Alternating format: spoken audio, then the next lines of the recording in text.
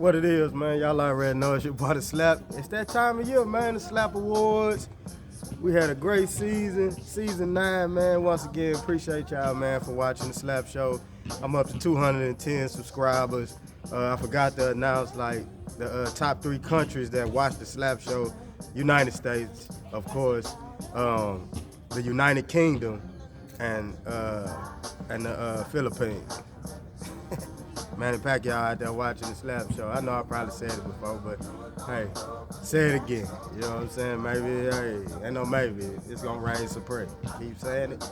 So, but y'all already know the Slap Awards, and then the prediction show come after the Slap Awards. Y'all already know how it go. This is the 8th annual Slap Awards. The 8th annual, because I ain't do sound like Nathaniel. 8th annual. That's language, man. 8th annual. Let me project it right so y'all it won't sound like 8th annual. You know what I'm saying? 8th annual. No, it's 8th annual Slap Awards. So, we had players do. It's once again crazy season. What else could we expect? It's just the way that this season always is and always gonna be. This how the NFL is, not for long. So if you on top, you ain't on top, not for long. Some people are, but some people are. Defensive Rookie of the Year. I gave it to Sauce Gardner, the defensive back for the New York Jets. He had 51 solo tackles, 24 assisted for 75 total tackles, 2 interceptions, 20 pass defended.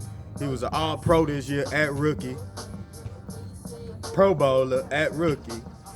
Like I told people, if Sauce Gardner was drafted by the Texans, he wouldn't be on this list. It might be Derek Stingley, the defensive Rookie of the Year. But hopefully the next coach for Houston can come in and help. But yeah, shout out to that boy Sauce Gardner on getting the Slap Award for the defensive Rookie of the Year.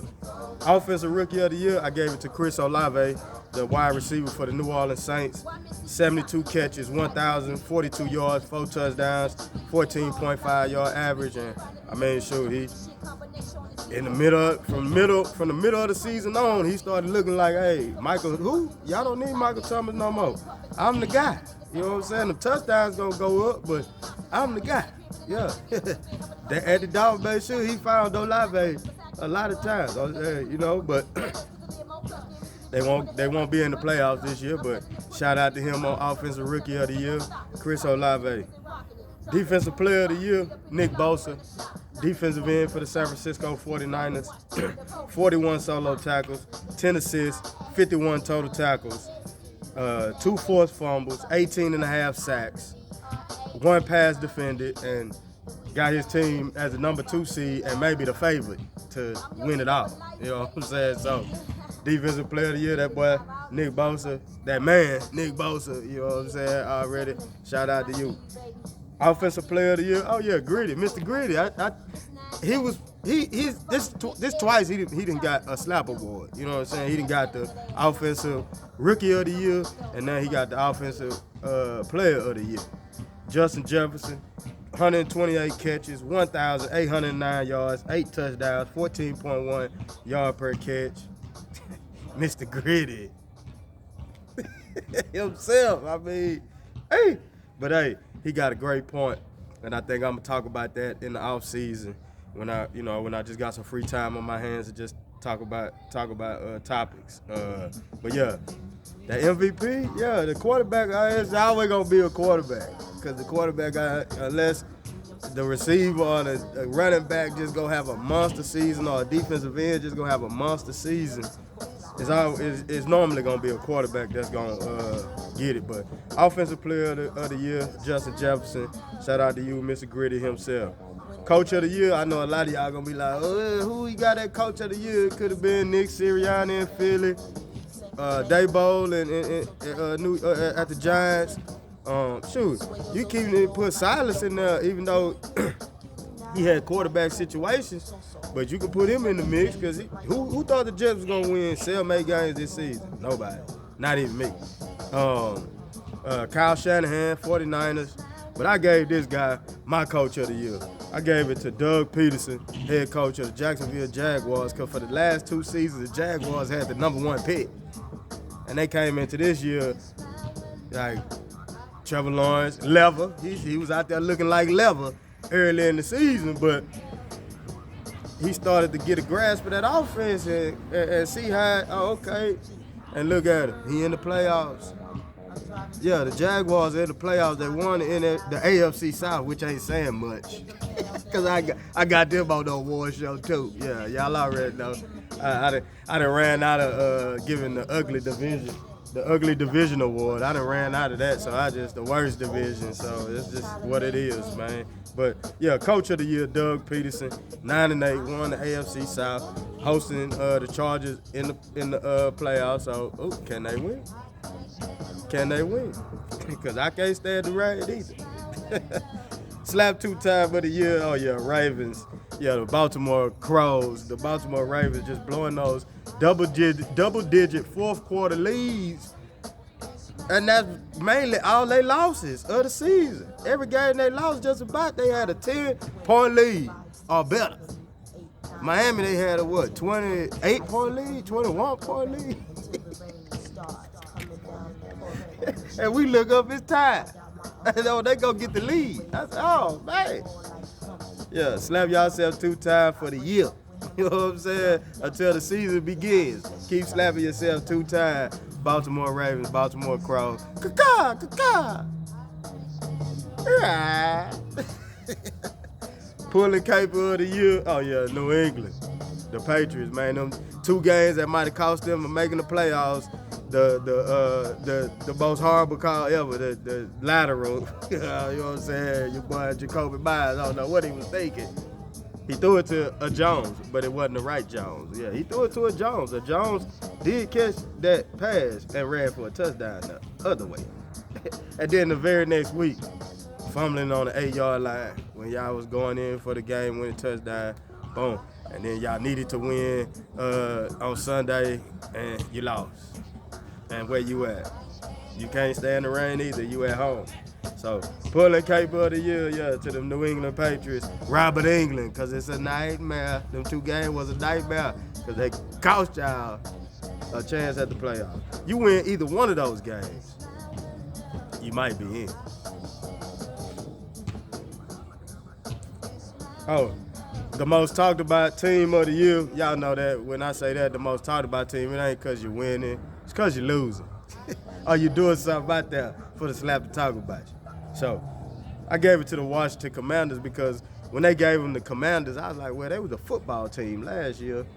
So this season they going to be the Commanders. So I'm going to just put football commander team. Yeah, that's what they is, the FCTs. Don't talk about me because I didn't talk about them. But they was known as the FCTs. But they went 8-1. Yeah. They coach, yeah, the FCTs don't talk about me, but I wanted to talk about when they put Watson, if it don't make dollar, then it don't make sense. Recycle in the game to try to go get that crucial win. They the one that game, they probably be the 7th seed right now in the playoffs right now. So, but they not, because they the FCTs, don't talk about me. The worst division of the year, the AFC South. A combined 23 wins. That's probably the lowest of the 32 for 32. Oh yeah, the 32 for 32. We will be doing the AFC South first again for a 2nd straight year because they was the worst division last year. They the worst division again this year. 2-time winner. Ain't nobody ever did that. Leave it up to the Texans, the Uns. Another Nathaniel Sunday. That's what they is, the Houston, another Nathaniel Sunday. Nathaniel. But yeah, AFC South. The NFC South wasn't too far away, but everybody had 7 wins and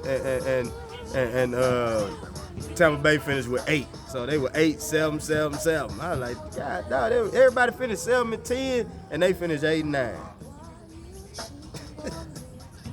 But this division, 23 combined wins. You had a 3-13-1, a 4, 12-1, a 7-10, and a 9-8 in that division. Yikes. GPQ of the year. Y'all know I gotta get that GPQ of the year. Oh yeah. Mr. Wassell, 245. That guy. Wassell Wilson, Mr. 245. He was on the GPQ. He was a GPQ 6 times throughout the season. So he beat out a couple. There was a couple of them that was at 5. Mavis was at 5. Maker. Maker was there, but Mr. Wassell was not.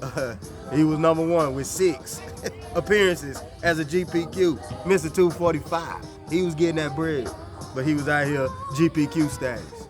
Making 245 and you're a GPQ? 292 for 483. That turned out to be 60.5% passing, 3,524 yards, 16 touchdowns, 11 interceptions. He had an 84.4 rating, and he had a 36.9 QBR.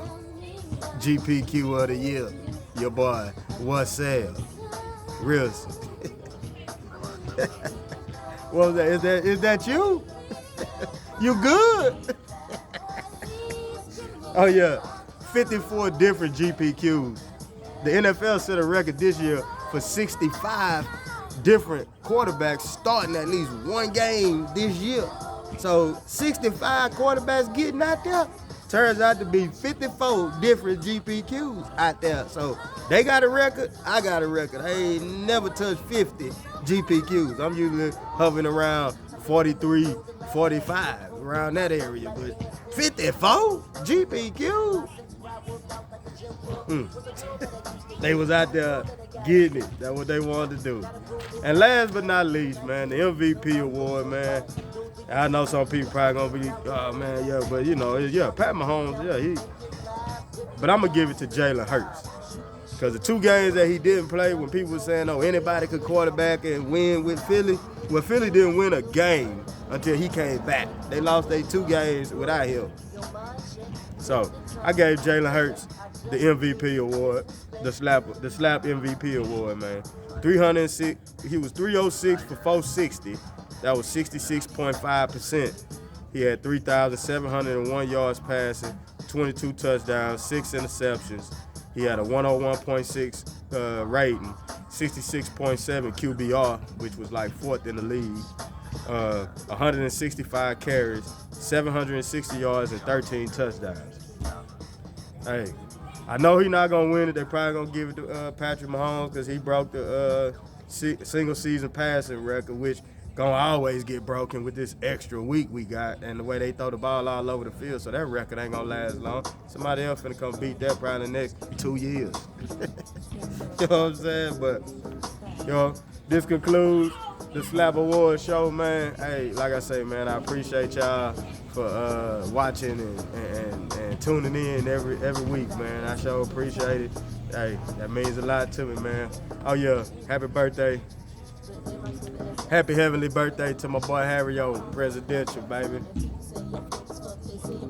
R.I.P., man. And I'm out.